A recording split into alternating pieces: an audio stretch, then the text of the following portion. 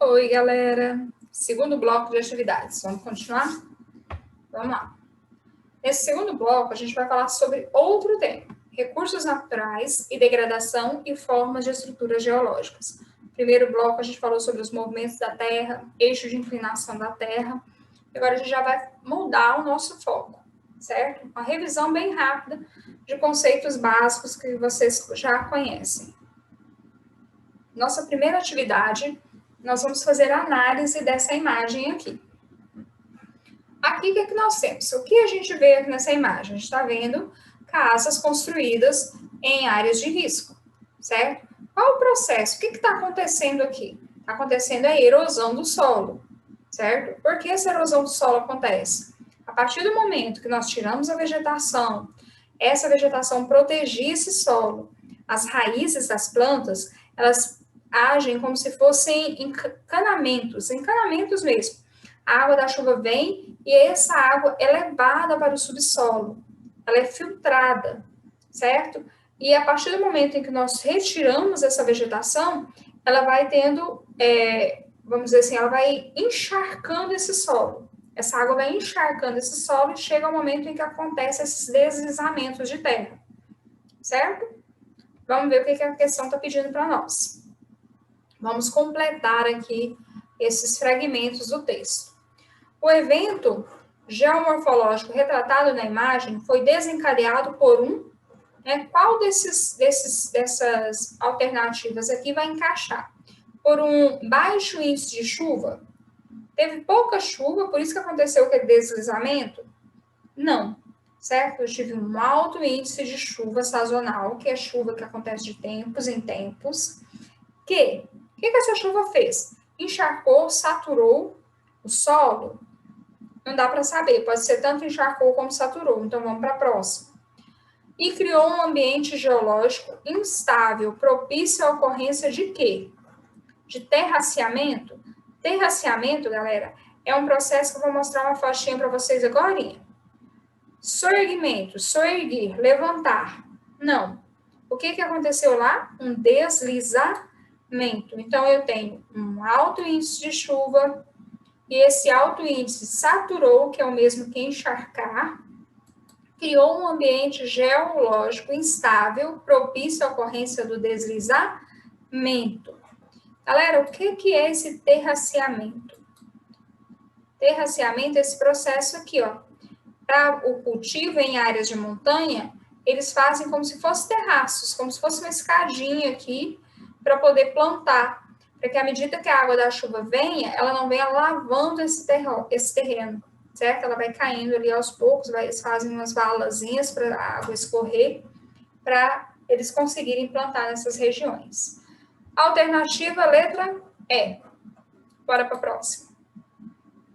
Vamos falar agora sobre um outro fenômeno, que é a inversão térmica. A inversão térmica, como que acontece isso? Vamos entender um pouco sobre a questão do vento. Lembra lá no sexto ano a gente fala, o que é o vento? O vento é o ar em movimento. O ar, ele está em constante movimento, galera.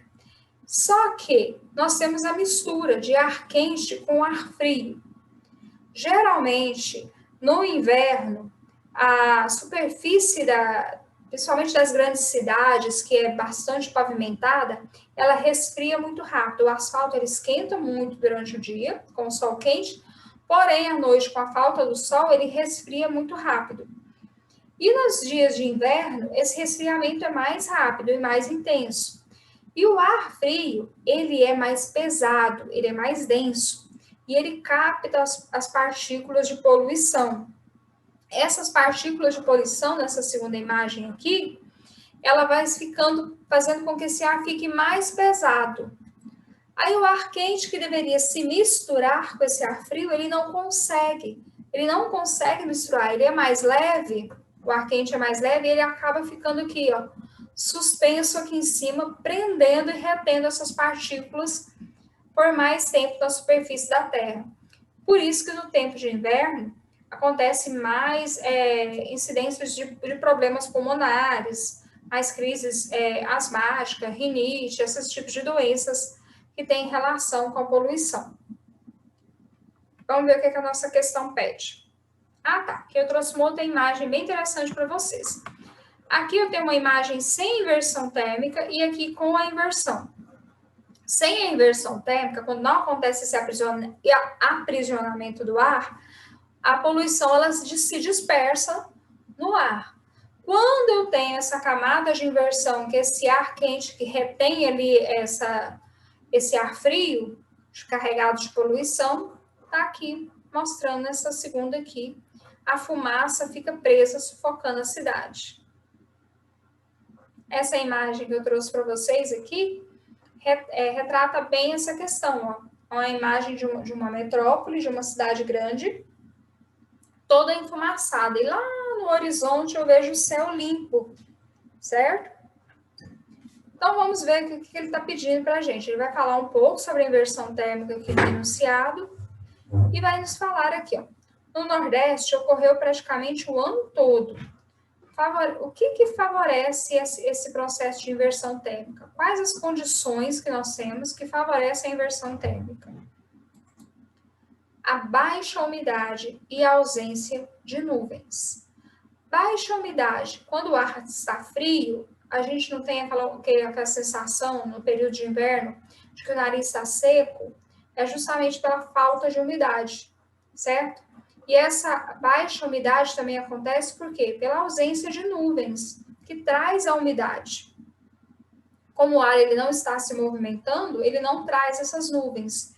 Então, a ausência das nuvens faz com que haja ausência da umidade, faz com que esse ar fique seco. Esse ar seco é mais pesado e ele capta, então, essas partículas de poluição. Terceira questão. Nota do Observatório de Sismologia da Universidade de Brasília, do dia 21 de setembro de 2017. Olha que interessante. Sismógrafos da Rede Sismógrafa Brasileira registram na manhã de hoje, 5h30, um sismo de magnitude 3,2 na escala Richter, sentido na região de Mutunópolis, Estrela do Norte, e em outras cidades vizinhas. O evento foi localizado entre as cidades de Mutunópolis e Estrela do Norte. Terremotos dessa magnitude são frequentes no Brasil, com ocorrência de cerca de 20 tremores somente em 2017. Galera, eu trouxe aqui uma tabela da escala Richter só para a gente ter uma noção. A gente diz que esses terremotos, eles são basicamente alguns tremores, não são terremotos. Eles são tremores, são sismos que nós sentimos. Muitas vezes há um movimento das placas, elas estão em constante movimento, porque o interior da Terra é como se fosse uma panela fervente, e esse movimento de fervura que acontece no interior da Terra faz com que essas placas se movimentem. Então, uma placa, nós estamos, por exemplo, sobre essa placa de Nazca aqui. E geralmente os terremotos acontecem próximo aos encontros das placas, certo?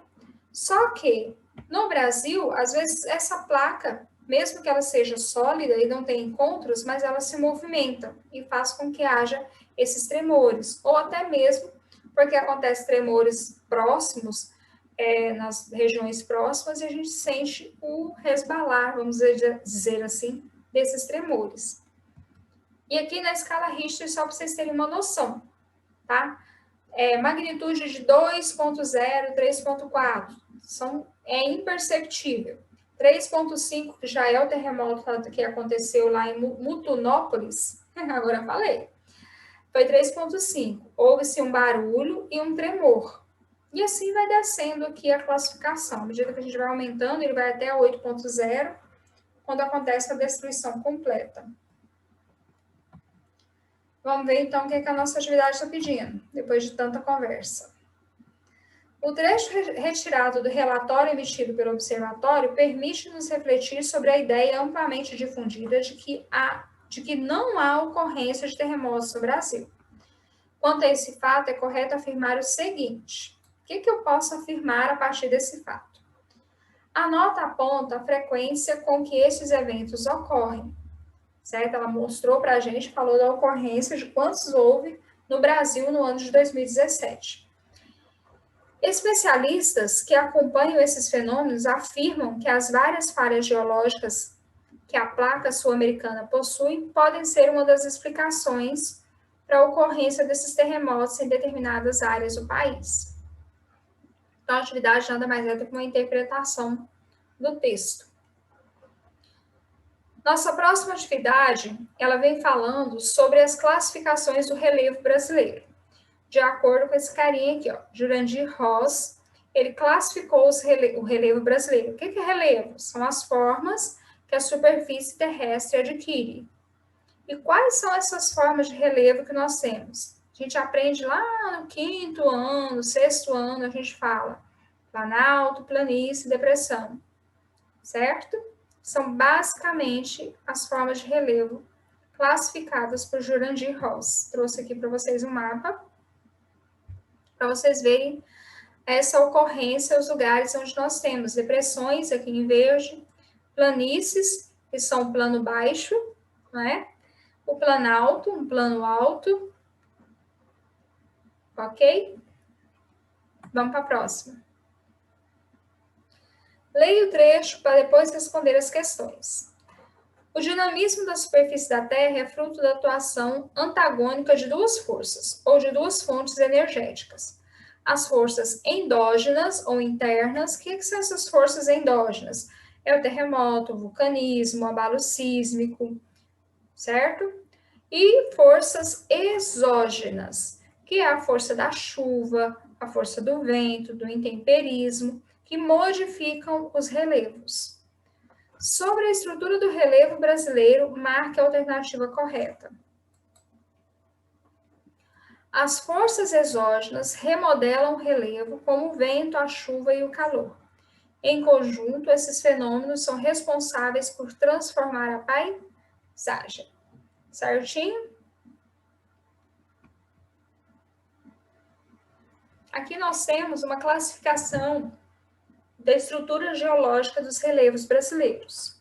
Tipos de estrutura geológica. Os relevos brasileiros, nós temos basicamente a estrutura de bacias sedimentares, escudos cristalinos e dobramentos modernos, que são onde acontece a formação das montanhas. As bacias sedimentares foram formadas mais ou menos no período paleozoico. Os escudos cristalinos era pré-cambriana. Os dobramentos modernos, já numa era mais próxima à era cenozoica. É um relevo jovem, origem no encontro entre placas tectônicas. Certo? A estrutura geológica do Brasil. 64% das bacias sedimentares, certo? 64% é formado por bacias sedimentares. 36% é formado pelos escudos cristalinos.